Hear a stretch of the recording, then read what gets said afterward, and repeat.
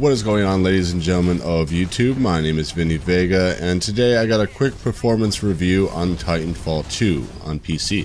Now this was done with the GTX 1070 for the win card, and for the rest of the specs I have a FX 8350 from the AMD side for CPU, clocked at 4.4 GHz for the overclock, and also 8 GB of G-Skill memory at 2133 MHz.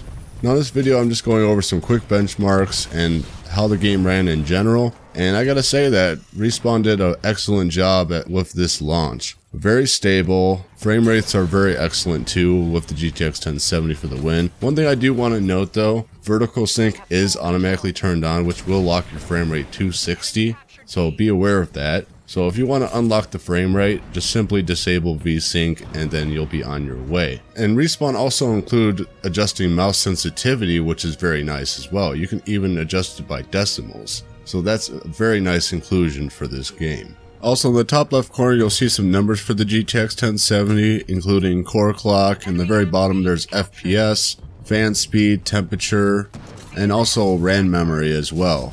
And you'll notice that the RAM memory is actually pretty much pegged to 8 gigs of memory.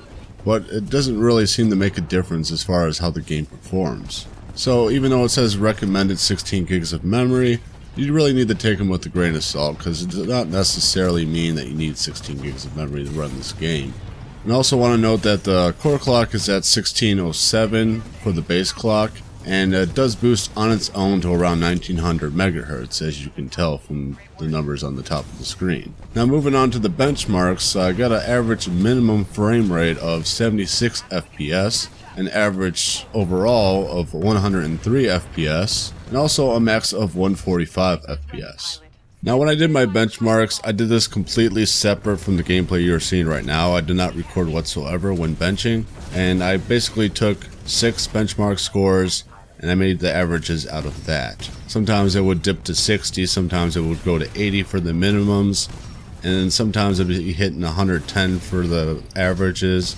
And it really varied, but the 145 max was pretty much constant though. But it's usually more about the averages and the minimums to see how low you'll dip to, and the farthest I've seen this game dip to is around 60. Overall, I'm very happy with how the launch turned out for this game, and good on Respawn for taking care of the PC community. So far I'm having fun with the game, and I'm not ready to make my first impressions video on this game yet, but I will once I dive into the campaign, finish that up, and also dive into some more of the customizations. And let me know what you guys think of this game so far, for you guys that own it out there, and also what kind of frame rates are you getting with your graphics cards, depending on what you have. I'm very interested to hear what that is. Hope you guys have a badass day today, and I'll see you on the next one.